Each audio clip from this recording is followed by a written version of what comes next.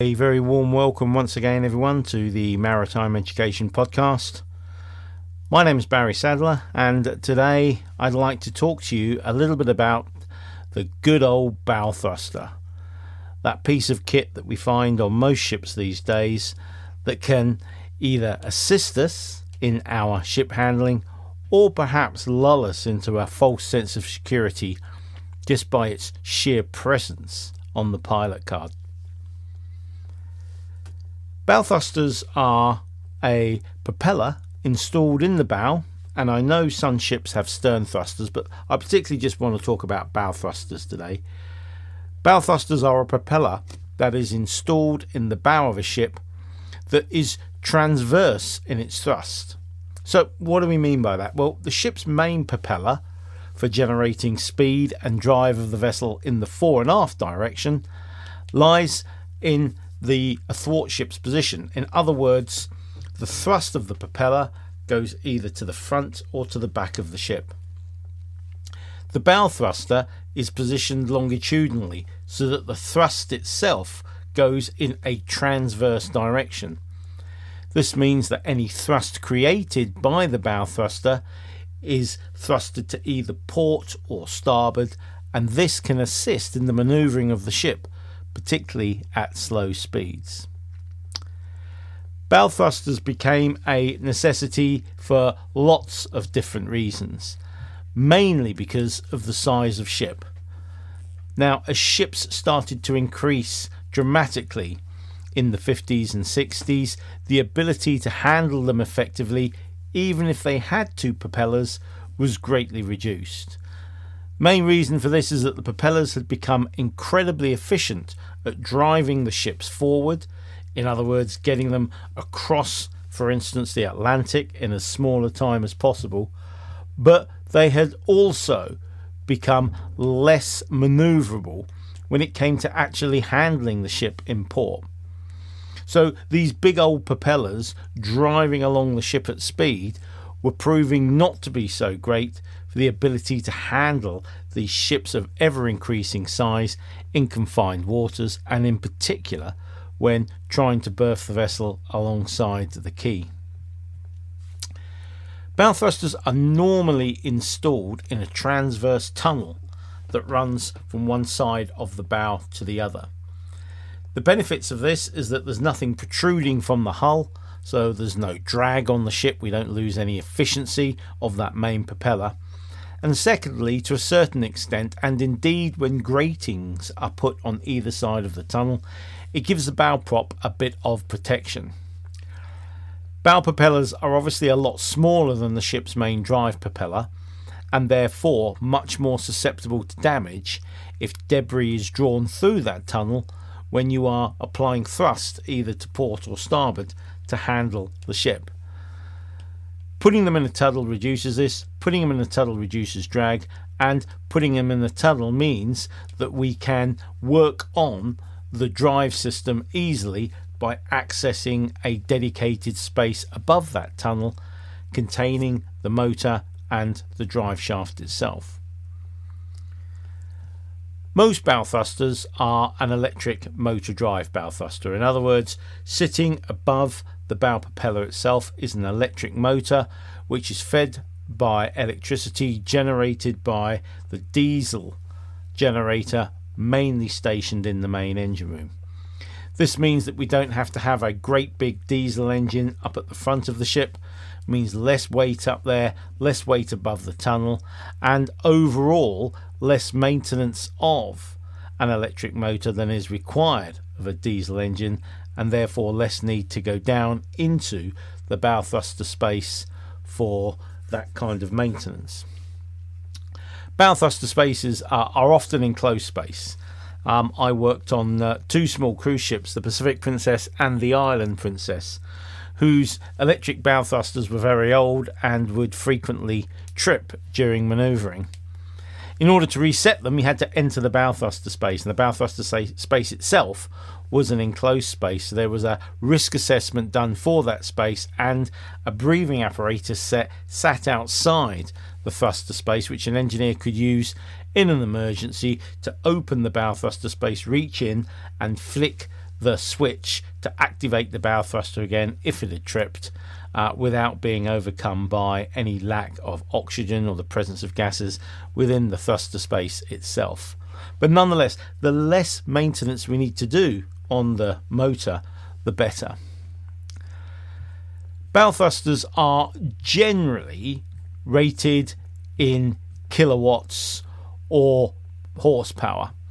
When I talk to most captains on board ships, they do often reference the bow thruster to horsepower, and it's sometimes difficult to relate that horsepower to the effectiveness of a bow thruster, particularly when we are dealing with high winds on the side of a high-sided ship, and we're able to calculate the lateral force that wind provides, but cannot relate that to the horsepower of the bow thruster itself. Now, basically, a rule of thumb for a bow thruster is that 1 ton of thrust of a bow thruster is equal to around 90 horsepower. So if you've got a 90 horsepower bow thruster, you've got 1 ton of push. Now, bow thrusters are very, very different in different sizes of ships, quite obviously. Big vessels have huge bow thrusters. Cruise ships in particular have very, very powerful bow thrusters indeed. But at the end of the day, the bow thruster rating itself is sometimes not usable during a master pilot exchange, because when the captain turns around and says, "Oh yeah, we've got a 3,000 horsepower bow thruster, Mr. Pilot," trying to relate that to, for instance, a tug and the tug bollard pull can sometimes need a little bit of mental arithmetic. 3,000 horsepower is around 33 tons of bollard pull, 5,000 horsepower around 55 tons of bollard pull. So you can see the relationship there. I basically start off at the 50 ton mark and work up or down from that. So I know that 4,500 horsepower of bow thruster is around 50 tons of lateral thrust, and I can apply that to the tonnage required to meet the windage of the side of a ship very, very easily when discussing it with the master. It's strange at the moment in the UK. Here we are towards the end of May, having enjoyed 6 or 7 weeks of relatively calm weather. We are now going through a period of multiple low pressures coming across the United Kingdom, and we've returned to some of the high winds that we generally associate with the winter period. Certainly in the port of Southampton yesterday, we were experiencing wind gusts of well over 40 knots. And this sudden change of seasonal winds can sometimes make us think a lot deeper about the bow thruster systems that are installed on the ships that we pilot. At the end of the day, these ships are susceptible to wind regardless of their type. Some ships are more susceptible, such as a big container ship with lots of containers piled up high, or a cruise ship, and some ships less, such as bulk carriers and tankers, especially when they are laden. So the presence of ever-increasing winds tends to make us a little bit sensitive to the bow thruster that we are fitted with, and yesterday was no exception for me as a pilot. I had 2 ships, both of which the bow thruster proved to be less than that I would expect, or that would be expected by looking at the numbers on paper. Let's talk a little bit about the limitations of a bow thruster, because at the end of the day, although bow thrusters are fantastic manoeuvring tools, they do have their limitations. Speed is one of the greatest limitations of a bow thruster. If you're doing more than about 4 or 5 knots, the bow thruster is going to have very, very little effect on thrusting the bow one way or the other to port or starboard, because your ahead speed is disrupting the flow of water through that tunnel, and therefore optimum thrust is not being achieved. The presence of the pivot point can sometimes affect a bow thruster. So that's the point at which a ship revolves around, and if a ship's moving ahead fast, that pivot point is right up the front of the ship. So the bow thruster is acting on the ship's pivot point and therefore once again struggles to move the bow to port or starboard against that pivot point. Obviously, if you're in very, very shallow water, although the effectiveness of the bow thruster is great, the hydrodynamic effects around the bow can cause the bow thruster to be less efficient. Bow thrusters are noisy, very, very noisy, and I've seen masters on cruise ships reduce the power they use on a bow thruster simply to reduce the noise and vibration on the ship so that the passengers aren't awakened by the manoeuvre itself. Obviously, having a tunnel in the front of the ship does risk ingress and damage to the bow. The integrity of the bow itself is affected by a tunnel being put in it, although that tunnel is sufficiently strengthened to meet minimum international standards. But nonetheless, it is at the end of the day a hole through the bow of the ship. Bow thrusters are powerful units. They require lots of energy and lots of electricity or diesel power to be pushed through them to make them effective. Therefore, on some vessels, use of the bow thruster is sometimes limited by the use of other equipment on board the ship, so that sometimes we approach a berth and the master will say, I need notice for the bow thruster because I need to start an extra generator. That's extra fuel being consumed in order to provide the electricity to run the motor. Using bow thrusters near berths can cause scouring of the seabed, damage to quay walls, and we've experienced this in the port of Southampton several times, where we've had particularly very large cruise ships with not just 4,000 or 5,000 horsepower bow thrusters, but 13,000 to 15,000 horsepower bow thrusters operating very, very near to quay walls, and this does scour the seabed and damage particularly solid walls of quays, which can sometimes undermine them over years. You suddenly put a very, very big ship on a berth that's not used to bow thrusters, and you often find that scours very, very quickly. There are also some operational constraints with bow thrusters, and that's perhaps what I'm going to talk about now, are some operational constraints that became evident yesterday when I was trying to manoeuvre ships in quite a bit of wind. It is worth remembering that the effectiveness of a bow thruster does reduce over time. Now, diesel versus electric drive units are very, very different in how much expected reduction in efficiency we're going to get. So if we talk about a 10-year-old ship on a diesel bow thruster, so that's a bow thruster driven purely by a diesel engine sat above the drive unit, a diesel bow thruster after 10 years will have around a 10% reduction in efficiency, whereas an electric motor driving a bow thruster that's 10 years old will have as less as 3% reduction in the efficiency.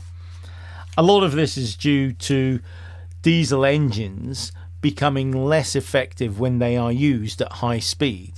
In other words, your pistons and your rings starting to loosen up, and despite regular maintenance, they will lose efficiency over time. Whereas electric motors, with the exception of the insulation part of the electric motors, tend to survive longer, particularly if they are a PEM motor using magnets and an electricity field to generate the thrust. This really does cause very, very little friction within the unit itself, and therefore preserves that unit's efficiency for much longer.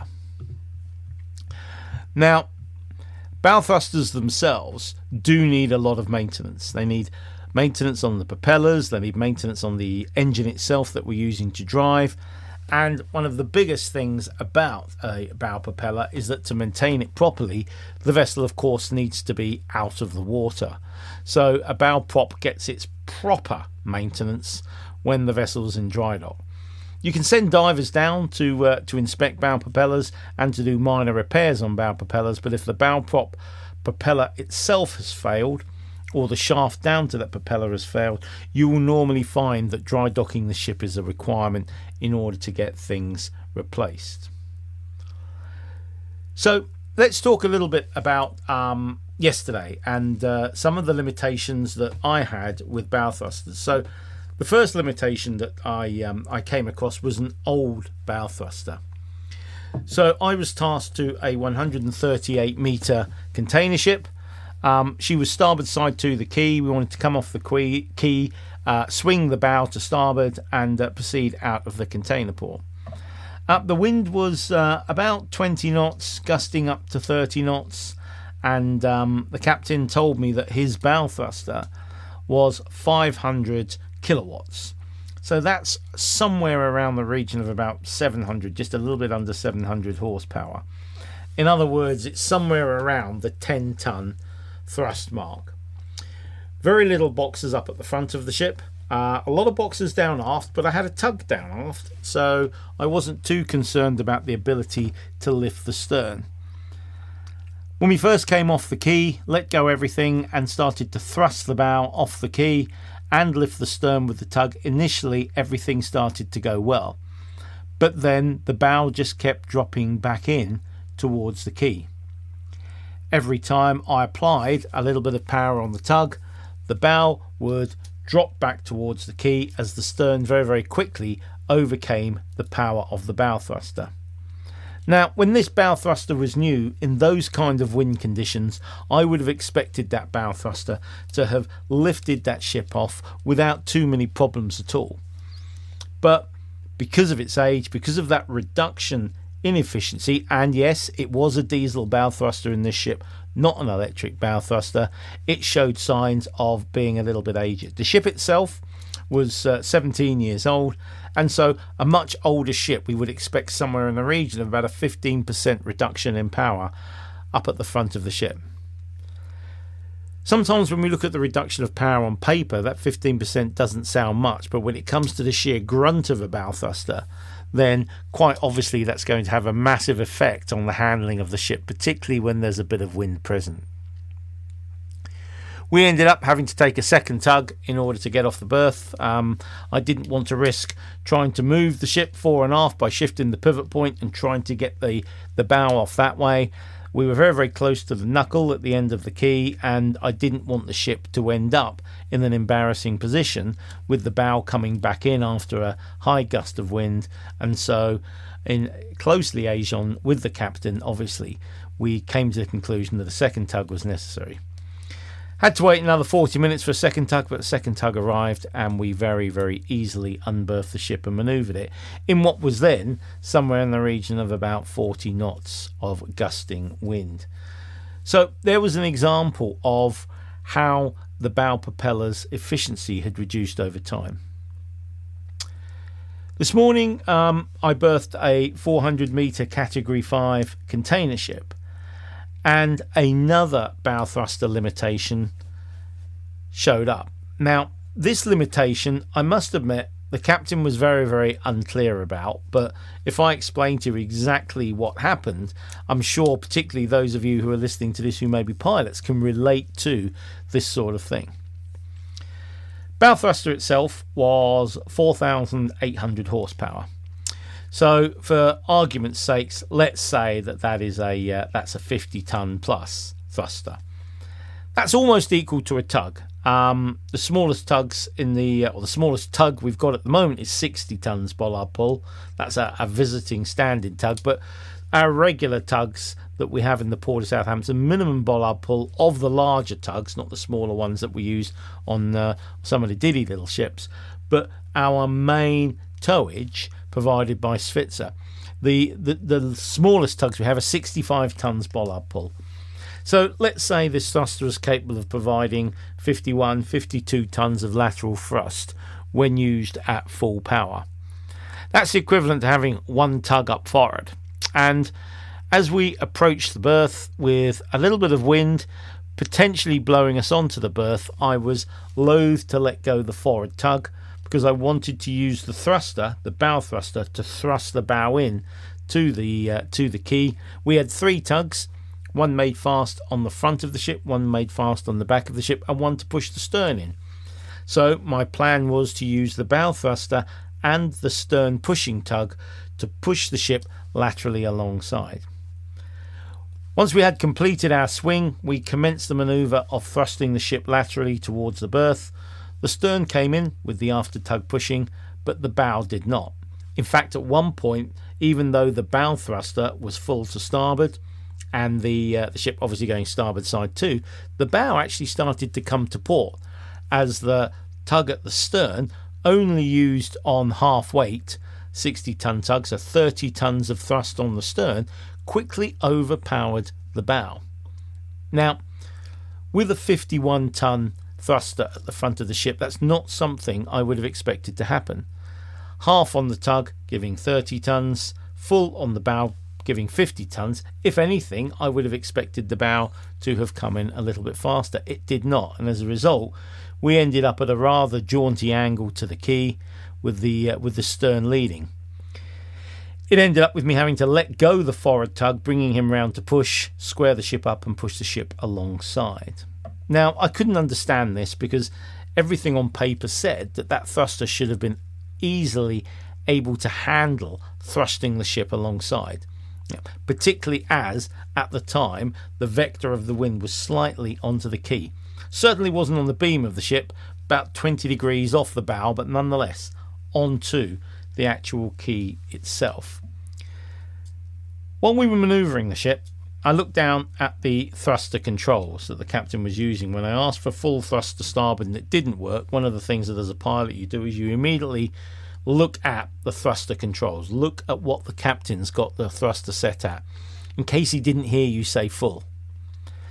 Most of the time as a pilot you're looking over the side of the ship and watching carefully as you bring the ship alongside, so you naturally have got your back to the captain, your back to the controls, and your attention is focused over the side of the ship.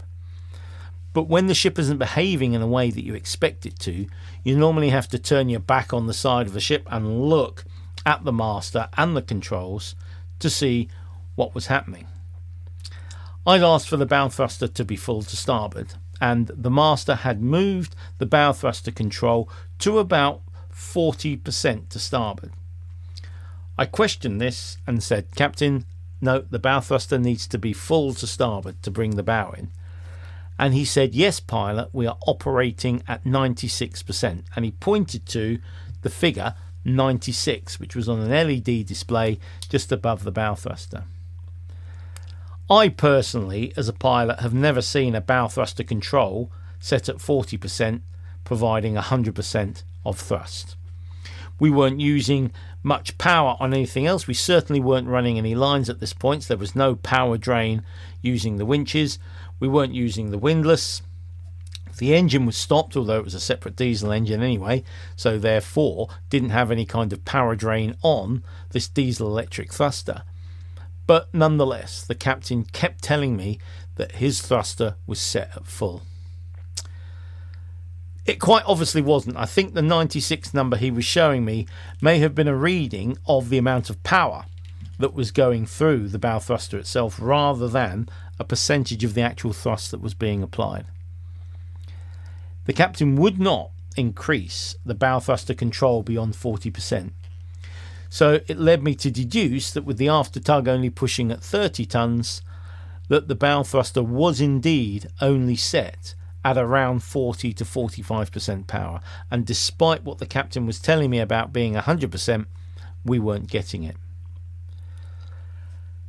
When you think about it afterwards, you wonder why the master did not want to put that control up to full. Why install a bow thruster control that the settings on the actual control itself do not represent the settings of the power of the bow thruster? That's not how bow thrusters are installed. They're installed so that if you turn the bow thruster knob full to starboard, then it's going to give you full starboard thrust.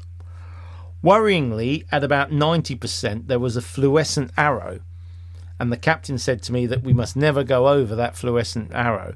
But still, he was still about 50% down from that fluorescent arrow, telling me that the thruster was set at 100% to starboard. There's another limitation of bow thruster, and that is the ship's own operational limits. Captains are very, very reluctant to tell you that it's a deficiency.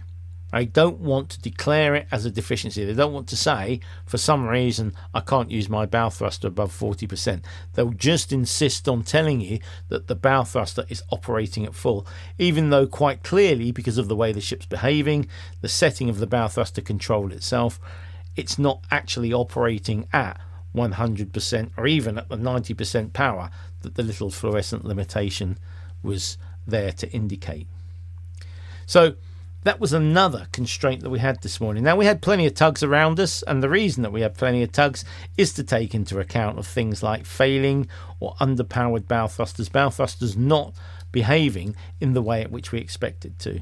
And unlike our small 138 metre ship, which no harm done, if we can't lift it off, we'll just call for another tug, approaching a berth with a bow thruster not operating is not a risk that we can tolerate, and that's why we have the additional tugs around us for the manoeuvre. The ship went alongside safely, but nonetheless this goes further to demonstrate that sometimes, even though bow thrusters are present and give us that warm feeling that they're available to thrust the ship, either because of their age or because of onboard limitations that we as pilots are not made aware of, sometimes the thruster doesn't have the effect that we expect it to when manoeuvring the ship, and we must always have this possibility in the back of our mind when manoeuvring a vessel that the toy that we have up forward may not operate in the way we are expected it to. Sudden change of seasonal winds. I mentioned it at the beginning of the podcast, but I think it's something that we're all sometimes subject to not taking into account. The false sense of security that we get really by handling ships for 2 months in very, very light airs and perhaps experiencing bow thrusters at their, shall we say, best, because they have very, very little adverse influence on them from wind pressures on the side of high-sided vessels. The wind comes back and perhaps it takes a little while to recognise the limitations of thrusters full stop, regardless as to whether they're being operated properly or indeed are a little bit aged. So I think that's always something for everyone to bear in mind. If you're happy that you've had a long period of settled weather, or you've operated in the part of the world that is rarely affected by high winds, when you do start to get those winds back, such as we've had for the last 4 or 5 days here in Southampton, after, shall we say, 7 weeks of relatively calm weather, we now have decisions to make again that perhaps we were making naturally in the winter and may not be making so naturally after an extended period of reduced wind speeds. I hope this podcast has given you a bit of insight into bow thrusters, into some of their limitations, and how from a practical hands-on point of view they can sometimes be more of a thorn in your side than an actual aid to the manoeuvrability of the ship. Thanks for listening, everyone. I look forward to seeing you all in the next podcast. And in the meantime, have a great day. Thank you very much.